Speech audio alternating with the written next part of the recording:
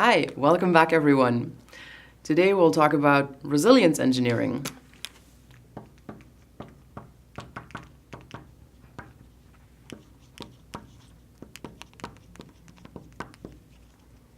Oh, that is a really awkward G, but that's okay. So resilience engineering is the last chapter that we will talk about in this course on advanced software engineering. And resilience is defined as the ability of a system, or it's a judgment of a system on how well it can continue to deliver its critical services if we have disruptive events. Let's unpack that definition, because that's a lot. So it's a judgment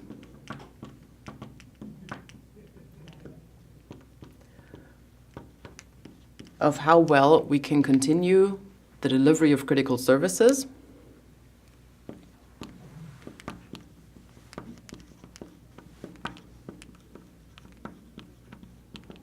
if we have disruptive events.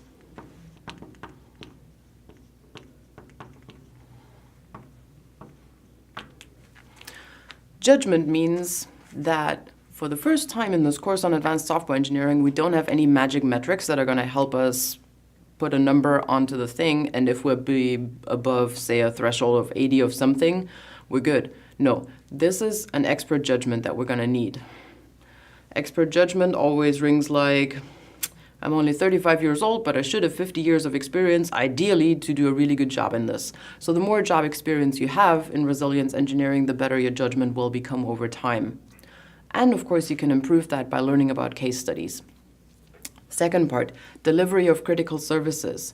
So when we look at a particular software service, say about a mental health care system, because we've used that a couple of times as example, then a doctor being able to access a patient record and like the most recent treatment, the most recent diagnosis, that is the critical service of that system. Whereas some like maintenance activities, some scheduling of other lab reports, that can be secondary. That does not have to be available at any minute of the day.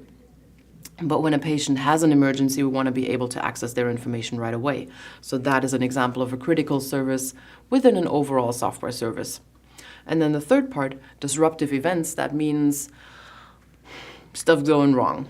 We tried our best to engineer a system in a good way, to do it in a safe way, to do it in a secure way, but we know that we cannot possibly prevent any and all attack that may ever be run on the system. And we're looking specifically at cyber attacks and cyber crime. So despite the fact that we've engineered a really reliable system and a safe one, we will assume that we won't be able to catch every single attack at every point in the future. So we're going to try and plan for that. And we can do that by the 4 big R's. The 4 big R's of resilience. They are called recognition, which means I have to recognize when an attack is being run. Then once we do recognize that, we're going to try and resist that attack.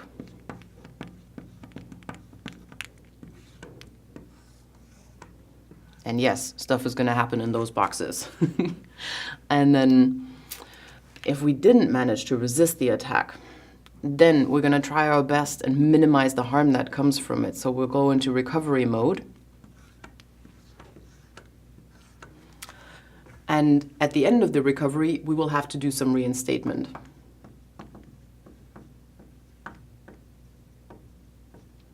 Reinstatement, so we get back to full service delivery. So here at the beginning, during the recognition, we are still in a normal operating state.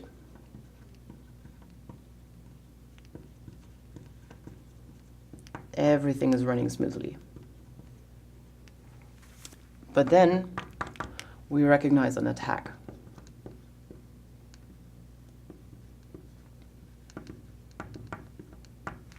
And we'll go into that next phase where we say attack recognized.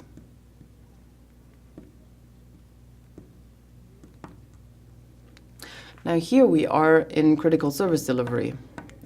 We recognized there is an attack, and so we're going to narrow it down and make sure that we can still deliver the critical services, like we still want that patient database to be accessible, and we're going to try and resist that attack.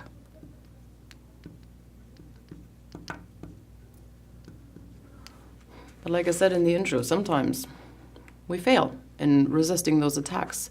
So in the case that the attack is successful, we'll have to take further steps. In the case that we were able to prevent it, wonderful, attack repelled, we're back to normal operating state.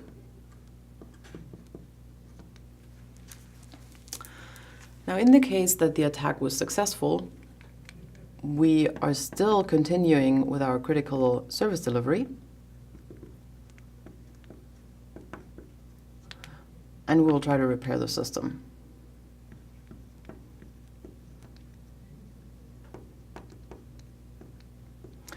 And from that, we come back to a restricted service delivery. So we have the repair successful right here.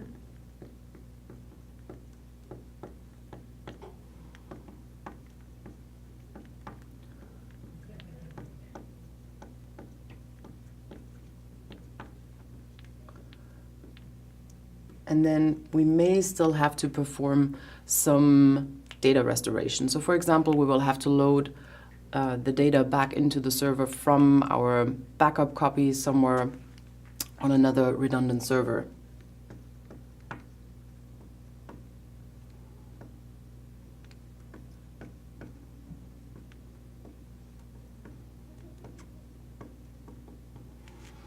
And then at the end of that, we're back to complete reinstatement.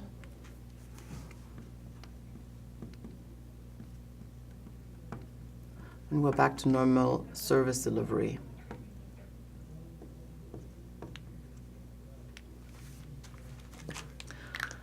Now, if that is my generic activity way of going, if that is my generic process of how I deal with resilience, how do I get to a plan for that? What do I do to get an idea of what I may have to recognize and what I may have to resist and how? So for that, we usually draft a table that lists the attacks that could happen to your system. And then you might ask, but wait, what am I even trying to protect? So we take another step back. We say, what are the things in my system that I really need to protect? For the Medcare system, that would be the patient records, the patient health records. They are our most valuable asset. If I lose a single one of them, that may get me in trouble and maybe I get sued. But if I lose the entire database, that is super critical because that's all the business of that hospital, and that is a serious threat to lose all that data. So we will list ways of how somebody could try and attack that database.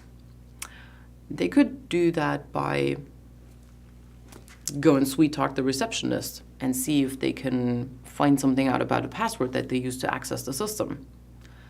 That's something that we call social engineering. So despite all the good password rules that we may put in place, to how many of you has that happened, that you had to select a super secure password, uppercase, lowercase, numbers in there, punctuation marks in there, all that's described, you have a super secure password. It's so secure that the next time you try to log into the system, you don't remember what password you picked. Certainly happened to me quite a few times in the past. And then you hope they have a password recovery link. But the other side of that is when we select a very secure password, maybe we're just going to write it down on a Post-it so we won't forget it. That makes it less secure, of course, if it's then laying around on your desk. So we have to find that balance in between, yes, creating a very secure system, but also as software developers to keep the users in mind and make it easy to use for them. Because in the end, if it's not easy to use for them, if it requires a lot of effort on their end, they'll find some other way to make it easier, and that would not be necessarily aligned with what the security engineer had in mind.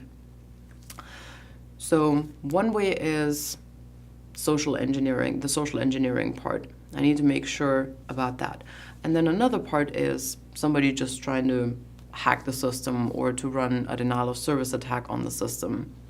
And so we're going to list those different attacks on one side, and then for each of those, we can plan a couple of resistance strategies. So we can think about, well, maybe a password is not enough. Maybe there should be a 2-layer authentication. Maybe they also need to swipe their employee badge or something like that. Or maybe I'll do a fingerprint if this is really critical. And then in the third stage, I have to plan for the recovery. So in case somebody did access the database or somebody did make the database unavailable, how do I recover? How do I maintain the delivery of my critical services? And so I denote all the steps that I need to do for repair. For example, play the data back in from the backup server, as we can see here in the reinstatement part. And then when that is complete, my system is back up and running normally.